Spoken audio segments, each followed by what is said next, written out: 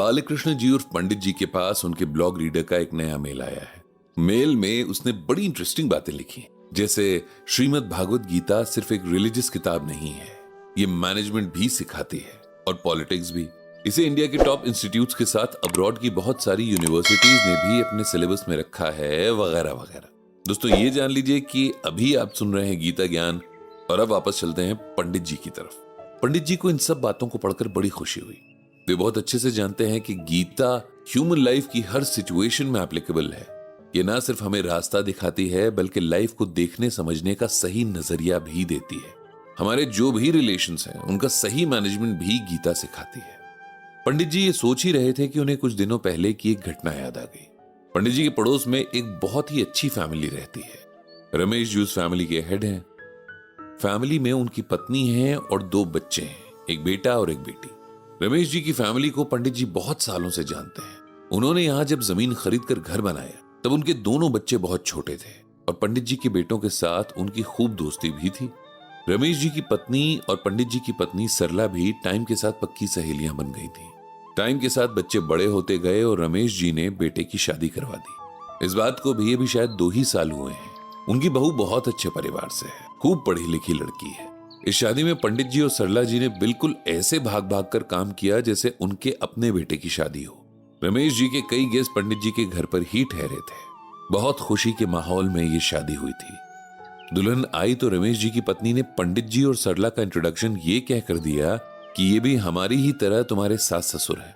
कुछ दिनों तक सब अच्छा चलता रहा। नई बहू ने बहुत जल्दी रमेश जी के घर और घर के मेंबर्स को अपना लिया था।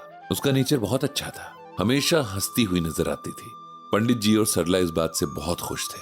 फिर एक दिन सरला जी ने पंडित जी को बताया कि उन्होंने शाम को छत पर नई बहू को रोते हुए देखा। पंडित जी ने कहा कि हो सकता है मायके की याद आ रही हो, अभी बेचारी को दिन ही कितने हुए हैं। सरला जी को भी उनकी बात सही लगी। उन्हें तो इस एज में भी जब मायका याद आता तो वो रो पड़ती हैं। फिर बहू तो अभी अभी अपना घर छोड़कर आई है। लेकिन इसके बाद आए दिन सरला को बहू छत पर सबसे छुपकर रोते हुए दिख जाती। अगर सरला जी से सामना होता तो ऐसे जताती जैसे कोई बात ही नहीं है। सरला जी ने रमेश जी की पत्नी से पूछा कि बहू को मायके कब भेज रही है, उसका सबसे मिलने का मन होता होगा नहीं? तो उन्होंने कहा कि अभी पिछले हफ्ते ही बहू मायके से आई है। सरला जी ने उन्हें बहू को रोते हुए देखने वाली बात नहीं बताई, क्योंकि वो नहीं जानती थी कि उनकी सहेली इस बात को किस तरह लेगी, कहीं बहू को कुछ बोल ही ना दे। हालांकि उन्होंने पंडित जी को ये सब बताया था और पंडित जी को अब भी इसमें कोई सीरियस बात नजर नहीं आई थी।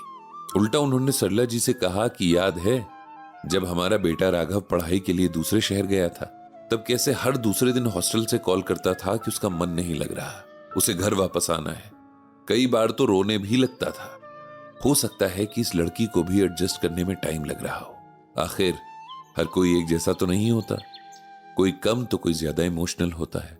सरला जी को तो पंडित जी ने समझा दिया था, लेकिन खुद भी उन्हें कुछ बातें अजीब लग रही थी। बहू जब भी दिखती उदास सी लगती, उसके चेहरे पर एक फीकी सी हंसी होती। पंडित जी पूछना चाहते, लेकिन ये सोचकर रुक जाते कि कहीं बहू को बुरा न लग जाए। वो तो नई है इस माहौल में, उसे क्या पता था कि रमेश जी के बच्चों से उन्हें कितना स्नेह है। एक बार रमेश जी और उनकी पत्नी कहीं बाहर गए थे। जाते हुए सरला जी से कहकर गए थे कि बहू पूरा दिन घर में अकेली होगी तो उसका ध्यान रखना। उन्हें 2-3 दिन बाद वापस आना था। उस शाम जब रमेश जी का बेटा ऑफिस से लौटा तो उसका अपनी वाइफ से किसी बात पर झगड़ा हो गया। उन दोनों के लड़ने की आवाजें बाहर तक आ रही थी। पंडित जी को यह अच्छा तो नहीं लगा कि लोग तमाशा बनाने की फिराक में रहते हैं। इसीलिए उन्होंने सोचा कि जाकर दोनों को चुप करवाएं और शांति से बात करने को कहें। जब पंडित जी उनके घर गए तो माहौल बहुत सीरियस था। बहू अपने कपड़े पैक कर रही थी कि उसे अब यहां और नहीं रहना। बेटा अलग भुनभुना रहा था। पंडित जी ने किसी तरह बहू को शांत किया और उसे अपने घर ले आए। घर आकर सरला जी ने बहू के सर पे प्यार से हाथ रखा तो बेचारी जैसे अपने आप को रोक ही नहीं पाई और जोर जोर से रोने लगी। सरला जी ने उसे रोने दिया ताकि उसके मन का गुबार बाहर आ जाए। उसे पानी पिलाया और फिर बड़े प्यार से पूछा कि आखिर क्या बात हो गई है जो इन दोनों में इतना बड़ा झगड़ा हो गया। इसी बीच पंडित जी रमेश जी के बेटे यानी रोहित को भी बुला लाए थे। उन्होंने सोचा कि दोनों को आमने सामने बिठाकर उनकी मिसअंडरस्टैंडिंग्स दूर करनी चाहिए, नहीं तो बात बिगड़ती ही जाएगी। रोहित और दिव्या अब आमने सामने थे। सरला जी ने दिव्या से जब झगड़े की वजह पूछी तो उसने बताया कि रोहित को उसका इतना सिंपल होना पसंद नहीं।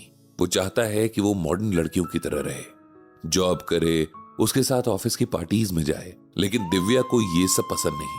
वो वेल एजुकेटेड है लेकिन उसको सिंप्लिसिटी के साथ रहना पसंद है। पार्टीज में उसे घबराहट होती है।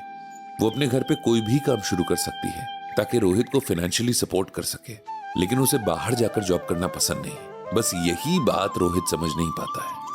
आज भी उसने मुझे किसी कुलीग के घर पार्टी में चलने को कहा तो मैंने मना कर दिया, क्योंकि पिछली बार जब वो गई थी तो लोग वहां ड्रिंक कर रहे थे, जिससे दिव्या को घबराहट होने लगी थी।